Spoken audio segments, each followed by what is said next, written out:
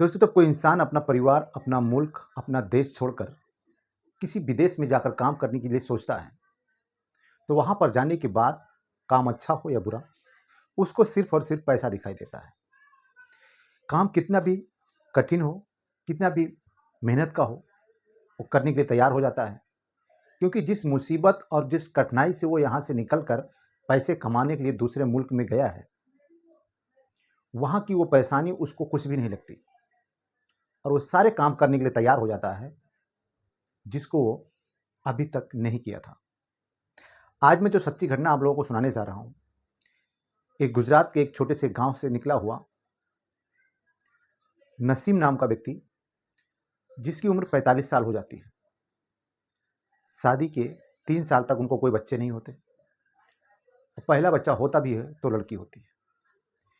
अब लड़के की चाहत में इनकी 3 और बेटियां हो जाती हैं। 4 बेटियां होने के बाद नसीम साहब परेशान रहने लगते हैं। उनकी इतनी आमदनी नहीं थी कि वो अपनी तीनों बच्चियों को पढ़ा लिखा लें। अब धीरे धीरे जैसे जैसे लड़कियां उनकी जवान हो रही थी, बड़ी हो रही थी, उनके खर्चे बढ़ रहे थे। लड़कियों की पढ़ाई, उनकी शादी के खर्चे, सब कुछ नसीम साहब के दिमाग में चलने लगा था। फिर उनको एक आइडिया आता है कि जिस काम, जिस धंधे को लेकर यहाँ पर बैठे हैं, उससे ना तो उनका घर चलता है, ना तो उनकी बेटियां, उनके घर बच्चों की अच्छे से परवरिश हो पा रही है। फिर उनका एक दोस्त जो सऊदी में काम करता है, उससे वो थोड़ी सी बात करते हैं कि भाई, मैं खाना तो अच्छा बना लेता हूँ, अगर वहाँ पे किसी होटल, ऐसी किसी घर में खाना बनाने या झाड़ू पोछा करने का भी काम मिल जाएगा तो मैं कर लूँगा। क्योंकि मैं जो काम यहाँ पे कर रहा हूँ, इससे सिर्फ पेट भरता है और पेट भरने से सिर्फ ज़िंदगी नहीं जी जा सकती। क्योंकि हमारी 4 बेटियाँ हैं और इन चारों बेटियों की शादी के खर्चे हमको उठाने हैं। हमारी इतनी कमाई नहीं कि हम यहाँ पे काम करके हम अपनी चारों बेटियों की अच्छे से परवरिश कर पाएँ, उनको पढ़ा लिखा पाएँ और उनकी अच्छे से शादी भी कर पाएँ। उसका दोस्त सऊदी में एक होटल में काम करता था, खाना बनाने का काम था। नसीम साहब से एक दिन फ़ोन पे वो बात करते करते बोलता है कि अगर तुमको आना है तो तुम अपना वीज़ा, अपना पासपोर्ट तैयार करो, मैं इसी होटल में काम में लगवा देता हूँ। नसीम साहब अपना पासपोर्ट, अपना वीज़ा तैयार करते हैं और 1 महीने के बाद अपने दोस्त से फिर फ़ोन लगाकर पूछते हैं कि भाई, अगर उस होटल में जॉब मिल रही है तो मुझे बुला लो। उनका दोस्त उनको जवाब देते हुए बोलता है कि साहब, इस होटल में जो हमारा पुराना कारीगर था वो आ गया है और उसके आने के बाद या इस होटल में कोई जगह खाली नहीं है, और जैसे ही कोई जगह खाली होगी तो मैं आपको इत्तला कर दूंगा, आपको बुला लूँगा। नसीम साहब फिर उदास हो जाते हैं। उन्होंने बहुत ही मेहनत करके अपना पासपोर्ट, अपने डॉक्यूमेंट तैयार करवाए थे और उनके दोस्त ने वीज़ा भेजने का काम भी किया था। फिर नसीम साहब के दिमाग में एक आइडिया आता है कि किसी एजेंट से मिला जाए, उससे किसी वीज़े की बात की जाए। पता करने के बाद एक एजेंट से उनकी मुलाकात भी होती है और मुलाकात करने के बाद उस एजेंट से बोलकर चले आते हैं कि भाई, अगर हमारे लायक कोई काम किसी में, किसी के घर में झाड़ू पोछा या किसी के घर में साफ सफाई या किसी के घर में खाना बनाने का काम अगर मिलेगा तो मैं उस विजय पर चला जाऊंगा। क्योंकि हमारी 4 बेटियां हैं और उन चारों बेटियों की परवरिश मैं अकेले नहीं कर पा रहा हूँ यहाँ की कमाई से। वो एजेंट नसीम साहब की बात को बहुत ध्यान से सुनता है और जैसे ही उसके पास एक घर खाते का वीज़ा आता है, वो नसीम साहब को फ़ोन करके बुलाता है और बोलता है कि भाई, तुम्हारे लायक एक वीज़ा मिला है, उस पर अगर चले जाओगे तो तुम्हारा काम हो जाएगा। अब नसीम साहब तैयार बैठे ही थे। वो अपने बच्चों और अपनी बीवी को रात के टाइम बुलाते हैं, अपने पास बैठाते हैं और बोलते हैं कि बेटा, मैं तुम्हारी ज़िंदगी और तुम्हारी पढ़ाई लिखाई और तुम्हारी शादी के खर्चे के लिए मैं बाहर जा रहा हूँ। मेरी उम्र नहीं है बाहर जाने की, लेकिन मुझे जाना पड़ता है क्योंकि अल्लाह पाक ने मुझे 4-4 बेटियाँ दी है। बेटा नहीं है, कोई बात नहीं। हमें इस चीज़ का कभी अफ़सोस नहीं हुआ कि हमको 4 बेटियाँ दी है ऊपर वाले ने। मुझे खुशी है कि मेरी 4 बेटियाँ हैं और इन बेटियों से मुझे बहुत सारी उम्मीदें भी हैं और उन उम्मीदों को पूरा करने के लिए ही मैं विदेश जा रहा हूँ। तुम्हारी पढ़ाई लिखाई और तुम्हारे अच्छे भविष्य के चलते मैं वहाँ से पैसे भेजूँगा और तुम उन पैसों से अपनी अच्छी पढ़ाई करना। और ध्यान रहे कि किसी लोचे लफड़े में मत पड़ना। वो अपनी बेटियों को एकदम खुले शब्दों में बताते हैं कि बेटा, किसी लड़के के चक्कर में मत पड़ जाना, क्योंकि इस मोहल्ले में, आस पड़ोस में मेरा बहुत ही अच्छा नाम है और लोग मुझे इज्जत से पुकारते हैं, मेरा इज्जत से नाम लेते हैं। और मेरे यहाँ से जाने के बाद मैं नहीं चाहता कि मेरी लड़कियों के ऊपर कोई उँगली उठाए या तुम्हारे किरदार के ऊपर कोई उँगली उठाए या तुम्हारे कैरेक्टर के ऊपर कोई उँगली उठाए। 4 बेटियाँ और माँ को समझाते हुए नसीम साहब की आंखें तो नम हो गई थी, लेकिन उनके सामने एक मजबूरी थी अपने बच्चियों की अच्छी परवरिश की। नसीम साहब सुबह टिकट निकलवाते हैं और दूसरे दिन सऊदी के लिए निकल जाते हैं। जिस घर में नसीम साहब पहुंचते हैं, एयरपोर्ट पे उनका उस घर का सबसे पुराना नौकर आता है नसीम साहब को लेने।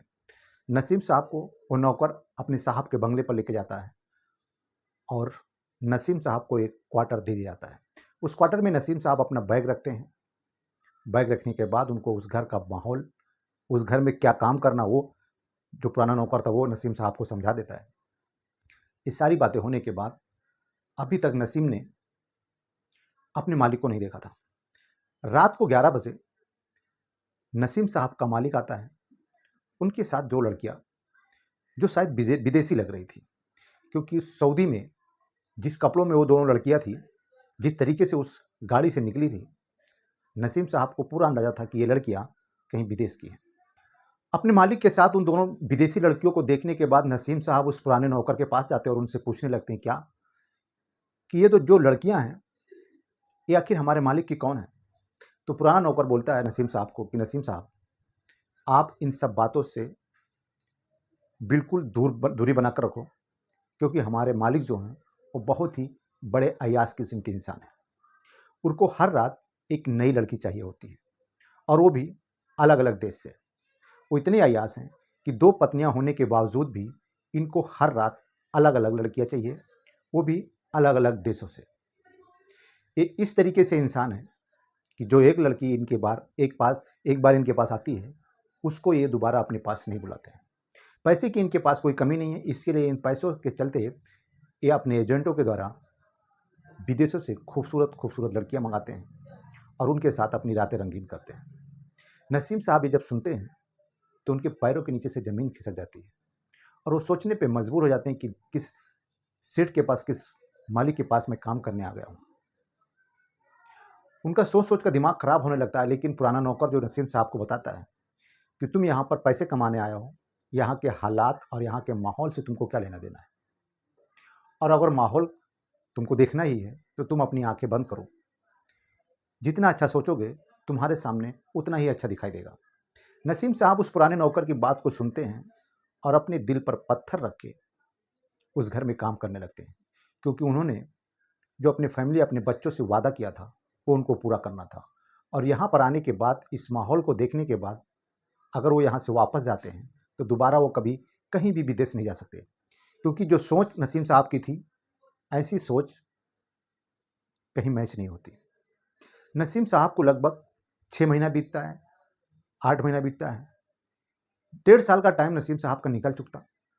नसीम साहब एक दिन अपने मालिक के कमरे में कुछ आवाज़ें सुनते हैं। वहाँ पे जो 2 लड़कियाँ उनके मालिक के कमरे में थी, और उनके मालिक के ऊपर चीख रही थी। मालिक उन लड़कियों को अरबी भाषा में गाली दे रहा था। वो लड़कियां विदेशी थी, उस शेख को इंग्लिश में गाली दे रही थी। नसीम साहब खिड़की से सब सारी बातें सुन रहे थे। कुछ देर होते होते उस सऊदी शेख उन लड़कियों को अपने कपड़े उतारने की बात करता है, लेकिन वो लड़कियां उस सऊदी शेख यानी नसीम साहब के मालिक के ऊपर चीखती हैं, चिल्लाती हैं और बोलती हैं, ये तुम्हारा कौन सा तरीका है, अपने घर में लाकर काम के बहाने हमसे ऐसा उम्मीद कैसे कर सकते हो। हमारे एजेंट ने बताया था कि मुझे यहाँ पे घर खाते में काम करना है, घर की साफ सफाई करनी है, एक बहुत बड़ा परिवार है, उस घर में खाना बनाना है, और जो तुम बोल रहे हो ऐसा तो हमें कुछ नहीं बताया गया था। अगर ये बात मुझे बताई गई होती तो मैं इस घर में आती ही नहीं, मैं इस घर के, इस मुल्क में भी नहीं आती। ये सारी बातें नसीम साहब सुन रहे थे। 2 लड़कियां और उसके मालिक के बीच में झगड़ा होने लगता है। जैसे नसीम साहब का मालिक, वो सऊदी का शेख, उन दोनों लड़कियों के साथ ज़बरदस्ती करने की कोशिश करता है। वो लड़कियों ने पास में रखे किसी फूल का जो गुलदस्ता होता है उसको उठाने के बाद उस सऊदी शेख के सर पे मारते थे। सऊदी शेख के सर पे वो फूला का गुलदस्ता ऐसी जगह लगता है जहाँ से खून तो नहीं निकलता, लेकिन किसी ऐसी नस पे चोट लग जाती है कि नसीम साहब का मालिक जगह पे गिर जाता है। नसीम साहब जब उस चीज़ को, उस माहौल को देखते हैं, डर जाते हैं और थोड़ी देर के बाद उनके मालिक की आवाज़ें आनी बंद हो जाती हैं। नसीम साहब को समझ में आ गया था कि हमारे मालिक के साथ कुछ गलत हो गया है। या तो वो बेहोश हो चुके हैं या तो वो इस दुनिया को छोड़कर जा चुके हैं। नसीम साहब सीधा दरवाजे पर आते हैं और दरवाज़ा लॉक करने लगते हैं। दरवाज़ा खटखटाने के बाद वो दोनों लड़कियां जो अंदर थी वो डर जाती हैं और डरते डरते दरवाज़ा खोलती हैं। दूसरी लड़की जो दरवाज़ा खोलने जा रही थी, उसको एक लड़की बोलती है, नहीं दरवाज़ा मत खोलना, नहीं तो फंस जाएंगे, क्योंकि हमारे सामने एक लाश पड़ी है और इस लाश को देखने के बाद कोई भी आएगा तो हम दोनों को फंसा देगा। तभी नसीम साहब उन दोनों लड़कियों को आवाज़ देते हैं, बोलते हैं कि बेटा दरवाज़ा खोल दो, मैं तुम्हारी हेल्प के लिए आया हूँ। इस कमरे में जो जो हो रहा था वो सारी बातें हमने सुन ली है। मैं इस घर का नौकर हूँ और हमने तुम्हारे साथ जितनी भी ज्यादती हुई है अभी तक, वो सब कुछ हमने देखा, हमने सुना है। मैं तुम्हारी हेल्प करना चाहता हूँ, तुम्हारी मदद करना चाहता हूँ, इसलिए जितनी जल्दी हो सके तुम दरवाज़ा खोलो और जितनी जल्दी हो सके मेरी बात सुन लो। नसीम साहब जब दरवाज़ा खुलता है अंदर जाते हैं और अंदर जाने के बाद उन दोनों लड़कियों की पूरी बात सुनते हैं। वो दोनों लड़कियां पाकिस्तान से लाई गई थी। वो दोनों लड़कियां गरीब घर की थी। काम के सिलसिले में किसी एजेंट से वीजे के तौर पे सऊदी पहुंचती हैं। एक घर खाते में काम करने के बहाने वो लड़कियों से जिस फरोशी का धंधा करवाने के चक्कर में इस मालिक के पास पहुंचा दिया जाता है। वो लड़कियां देखने में बहुत ज़्यादा खूबसूरत थी। दोनों की उम्र 22-23 साल की रही होगी। जब उन दोनों लड़कियों को नसीम साहब देखते हैं तो देखते हैं कि वो तो उनकी बेटियों की उम्र की है। उन बेटियों को देखने के बाद नसीम साहब को अपनी बेटियां याद आ जाती हैं और उनको बेटा बेटा बोलकर उनकी सारी बातें बहुत ही अच्छे से सुनते हैं और बोलते हैं कि बेटा, हमने तुम्हारे साथ जो ये शेख हमारा मालिक था वो तुम्हारे साथ जास्ती कर रहा था, वो सब हमने देखा है, लेकिन तुमने जो गलत किया इसका इंजाम सऊदी में जानती हो क्या हो सकता है? किसी आदमी का मर्डर करने का जुर्म पता है? सऊदी में जो कानून है उस कानून की अगर बात की जाए तो उसमें तुम जिंदगी भर यहाँ पे सड़ सकती हो। वो दोनों लड़कियां डर रही थी और नसीम साहब को बोलती, चाचा मुझे बता लो, आप तो इस घर के नौकर हो, आपको तो कोई तरीका पता होगा, आप चाहो तो मेरी मदद कर सकते हो। नसीम साहब वो दोनों लड़कियों को एक गिलास पानी देते हैं। वो दोनों लड़कियां पानी पीने के बाद सामने रखे हुए सोफे पर बैठती हैं और नसीम चाचा की बातों को बहुत ही अच्छे से सुनती है। नसीम चाचा अपनी बातों को उन लड़कियों के सामने रखते हुए बोलते हैं कि बेटा, तुम लोगों को कंप्यूटर चलाना आता है क्या? वो लड़कियां बोलती हैं, हाँ मुझे कंप्यूटर चलाना आता है। सामने रखे कंप्यूटर पर एक लड़की को बैठाया जाता है और उनसे बोलते हैं कि मैं जैसा जैसा बोलता हूँ तुम वैसा वैसा टाइप करते रहो। नसीम उन दोनों लड़कियों से बोलते हैं कि इसमें लिखो कि मैं अपनी मर्जी से आत्महत्या करना चाहता हूँ, सुसाइड कर रहा हूँ, क्योंकि हमने अपनी ज़िंदगी में बहुत सारे ऐसे घिनौने कांड किए हैं। हमने न जाने कितनी लड़कियों की ज़िंदगी बर्बाद की है, न जाने कितनी औरतों के साथ हमने अत्याचार किया है। हमने अपनी 2 बीवियों को अपने हाथों से उनका कत्ल किया है और ये सब सोचने के बाद मैं अपना मुँह दुनिया को कैसे दिखाऊँगा? आज मुझे ये एहसास हुआ है कि हमने अपनी बीवी और न जाने इतनी कैसी औरतों के साथ हमने गंदे काम किए हैं। अल्लाह पाक मुझे माफ़ नहीं करेगा। इसलिए इस्लाम में सुसाइड करना गुनाह है और वो गुनाह मैं करने जा रहा हूँ। इसके लिए भी अल्लाह पाक मुझे माफ़ करे या ना करे, लेकिन मैं अब इस दुनिया में ज़िंदा नहीं रहना चाहता हूँ। इतना टाइप करने के बाद नसीम साहब उन लड़कियों को बोलते हैं कि बेटा, आगे ये भी लिखो कि हमारी जितनी भी प्रॉपर्टी है, जितना बैंक बैलेंस, जितना मेरा घर है, उस सब कुछ गरीबों में दान कर दी जाए। ये सब कुछ लिखवाने के बाद वो दोनों लड़कियां और नसीम साहब उस शेख को अपने मालिक के कमरे की तरफ जाते हैं। वहाँ पे रखी तिजोरी खोलते हैं और उसमें से जो भी उनको पैसे गहने जो भी मिलता है वो सब कुछ बांट लेते हैं। और 2 लड़कियां और एक नसीम साहब जब उन पैसों का बंटवारा कर रहे थे तभी उस घर का पुराना नौकर भी आ जाता है और आने के बाद अब वो उस घर में उस दौलत में हिस्सेदार बन जाता है। उस घर में 4 हिस्सेदार बन जाते हैं और उस शेख की प्रॉपर्टी जो थी वो गरीबों में दान कर दी जाती है। उनके कुछ दूर के रिश्तेदार थे, उनको बता दिया जाता है और उनके हवाले से उनकी मिट्टी सुपुर्दे खाक कर दी जाती है। तो दोस्तों, बुरे काम का बुरा नतीजा। वो लड़कियां नसीम चाचा के साथ अपने पासपोर्ट वीजे को लेकर सीधा सऊदी के एयरपोर्ट पे आती हैं। वो पुराना नौकर उस घर में लगभग 15-20 साल से काम कर रहा था और पैसा लेने के बाद वो भी अब वहाँ से जाना चाहता था, लेकिन जो आस पड़ोस के लोग थे उस पुराने नौकर को अपने घर पे रख लेते हैं और उस घर पे रहने के बाद नसीम चाचा और वो दोनों पाकिस्तान की लड़कियाँ एक साथ एयरपोर्ट पे जाती हैं और वहाँ से वो दोनों पाकिस्तान के लिए निकल जाती हैं और नसीम चाचा इंडिया के लिए निकल आते हैं। नसीम चाचा को 1.5 साल में इतनी दौलत, इतने पैसे मिल गए थे कि उसका उनको अंदाज़ा भी नहीं था। वो गांव गुजरात में आने के बाद वो अपने घर पे आते हैं और घर पे आने के बाद अपनी पूरी कहानी सुनाते हैं कि कैसे शेख के पास हम काम पे पहुंच गए थे और किस तरीके से उसने अपनी ज़िंदगी, अपने आप को अलविदा कहा।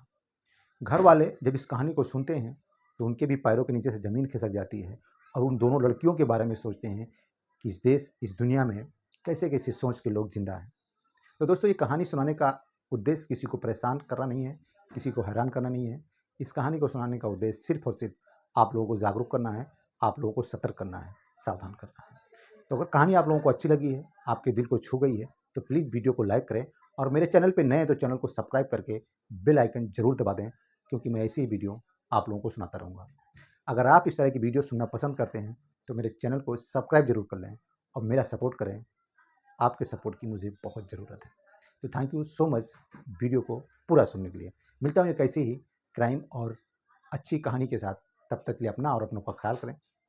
जय हिंद, जय भारत।